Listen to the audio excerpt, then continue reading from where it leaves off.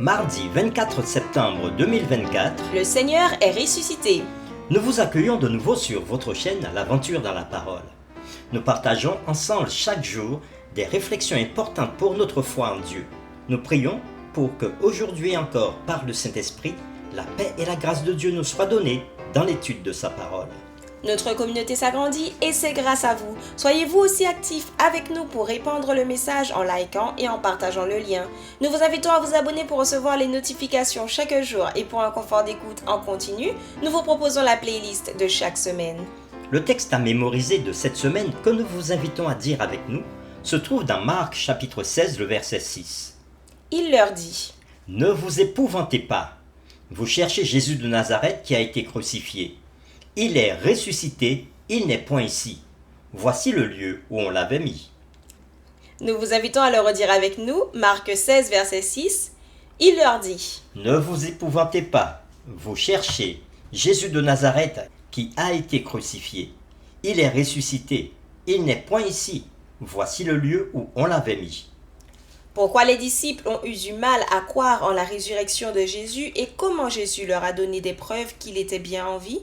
Quel ordre Jésus donna-t-il à ses disciples avant son départ? Les réflexions de cette semaine nous aideront à répondre à ces questions et aujourd'hui nous le ferons avec la séquence. Les femmes au tombeau.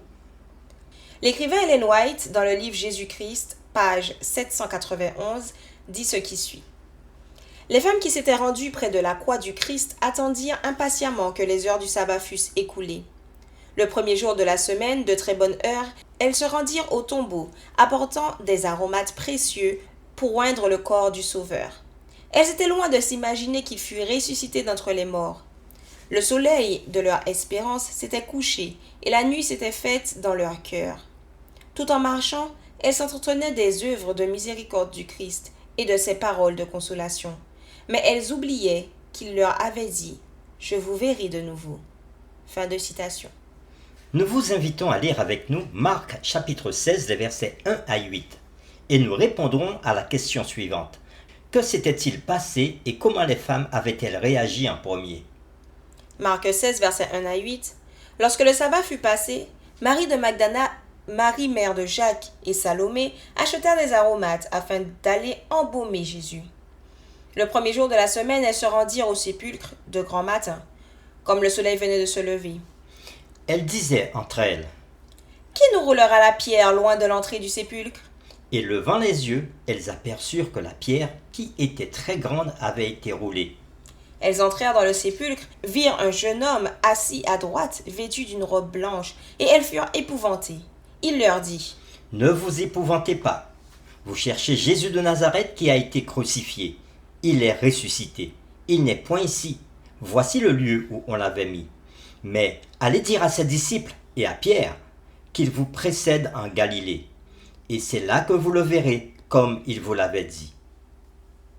Elles sortirent du sépulcre et s'enfuirent, et la peur et le trouble les avaient saisies, et elles ne dirent rien à personne à cause de leur effroi.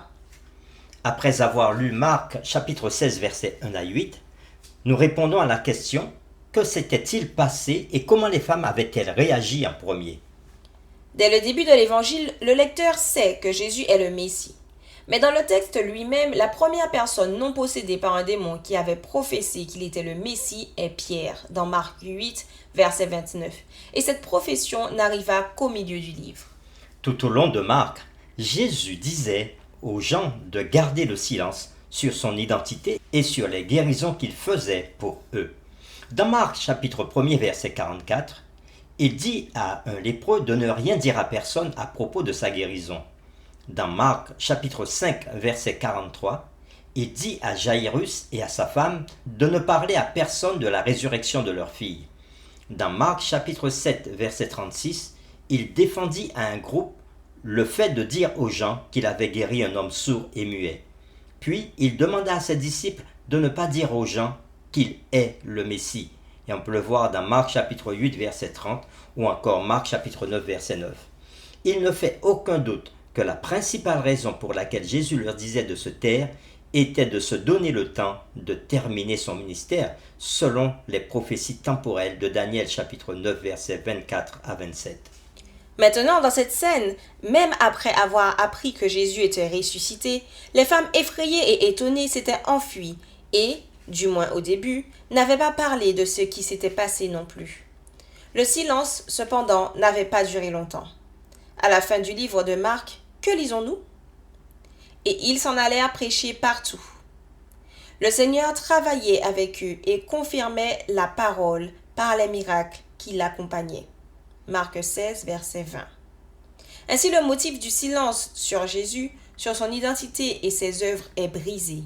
Le livre se termine sur les disciples prêchant partout. Pour terminer, réfléchissons à ces questions. Pourquoi ne devons-nous pas garder le silence sur Jésus et sur ce qu'il fait? À qui pouvez-vous parler aujourd'hui de Jésus et du plan du salut? Prions ensemble. Père éternel, Dieu du ciel et de la terre, toi le Dieu de la résurrection et de la vie, tu as ressuscité Jésus afin que s'accomplissent toutes les prophéties qui avaient été annoncées dans l'Ancien Testament. Et tu as permis à ces femmes d'aller au tombeau le premier jour de la semaine et de rencontrer l'ange qui leur a dit que Jésus n'était plus dans le tombeau, mais qu'il était ressuscité. Et ces femmes ont eu peur de témoigner. Mais l'ange leur a dit d'aller dire aux disciples et à Pierre qu'il les attendait en Galilée. Jésus donna une mission à ses disciples avant de partir. Et même si tout au long du livre de Marc, il s'est tu sur sa messianité, mais aujourd'hui et depuis sa résurrection, il veut que le monde entier sache qui il est et ce qu'il a fait pour chacun. Alors Seigneur, aide-nous à pouvoir témoigner de la personne de Jésus, de son grand sacrifice, de sa résurrection et des changements qu'il apporte à nos vies. Nous t'avons prié au nom de Jésus.